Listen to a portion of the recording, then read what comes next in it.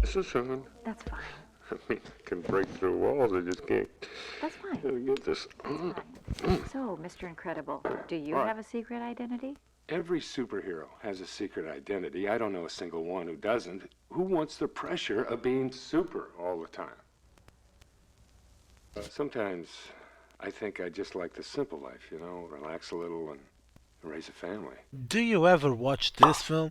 If you don't, you better watch it. This is the best superhero film you ever find out there. I just rewatched Incredibles, and even though I remember the film was really good, I don't remember it was this good. The film starts with a car chase, and we see Mr. Incredible try to reach that until some old lady passes by and asks for help. And the cool part of this scene is that Mr. Incredible hesitates for a little millisecond, but he doesn't attempt to try to sneak out or try to say that there are better people to help her out than him. It's a really cool scene. And the best part of that scene, it's obvious that he somehow, in some way, solved both problems at the same time. And after that, we are introduced to him, the biggest Mr. Incredible fan. And he tried to be a partner, but Mr. Incredible don't see that with a good eye, so. And sometime after that, he finds himself helping a guy that tried pretty much to. You have me suicidal. I woke up Chris Breezy. And literally after that, he finds himself in a French assault. And the kid shows up.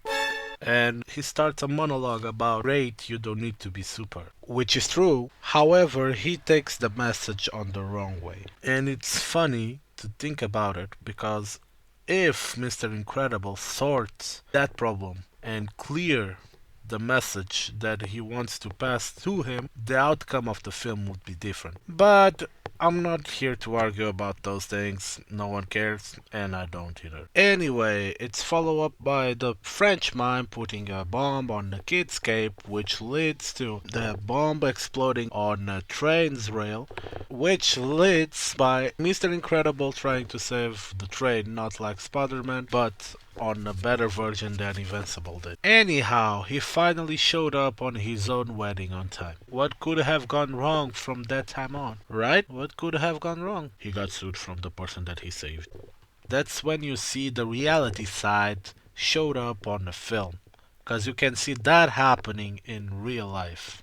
That's something that happens a lot nowadays, that's trying to squeeze something out of nothing or something out of good things that happen. It's literally trying to find pennies on a dollar. I don't know how to explain how disgusting this attitude is. That's so ridiculous. It's literally you have the right to not be saved. You know how dumb that thing is. If you don't want to be saved, it's something. But if you have heroes on your world, that makes no fucking sense. And because of that, all heroes need to retire, and you don't know what happens to them ever after.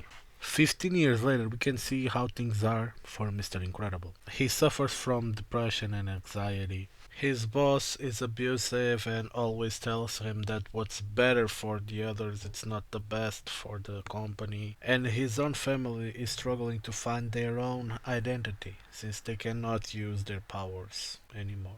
The only glimpse of happiness that he has is when he sneaks out on the bowling nights with his buddy Frozone. Also, that scene that Frozone freezes the policeman, it's the best scene of the film. It's my favorite one. Freeze!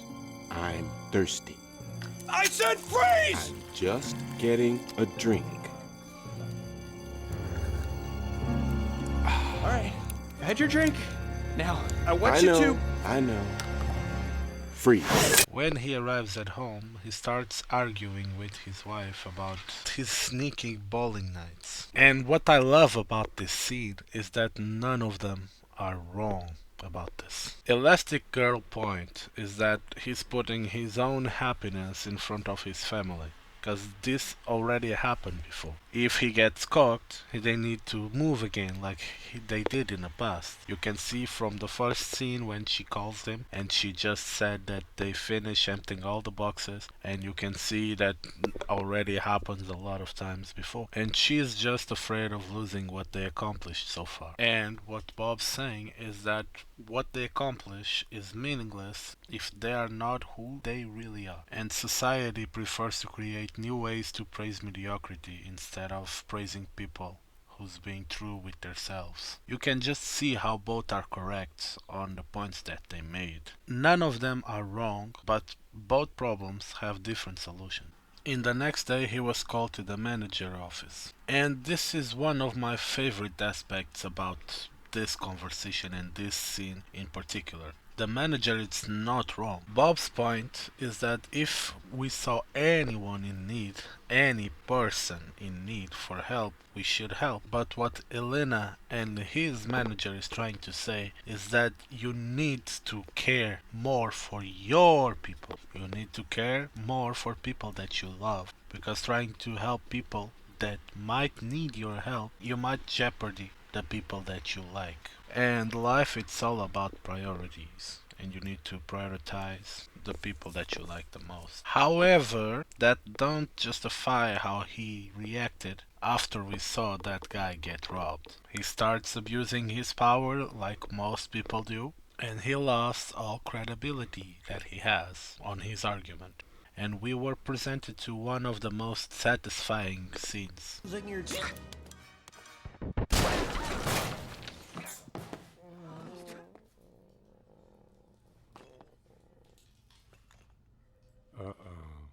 But every action has consequences. We understand what Elena was afraid of. We were showed that doing something has worse consequences than doing none. They need to pay for the companies to keep their mouth shut. They need to erase memories from the ones who see something. They need to pay for damages. They need to relocate the heroes again. And it's always for the same reasons. They need to spend a lot of money just to keep them on hiding. And they have no other way to help them right now. And with that, Bob reached his rock bottom. Until... If you guys reached this part of the video, I just want to say that I'm sorry. I was taking too long, and I split this video on two parts just because of that. I need to be better, like I said before, and I'm trying my best, but I want to launch this video as soon as possible, and I decided to split it in half because I didn't make the other half yet. Alright, I see you guys on the next one. Take care.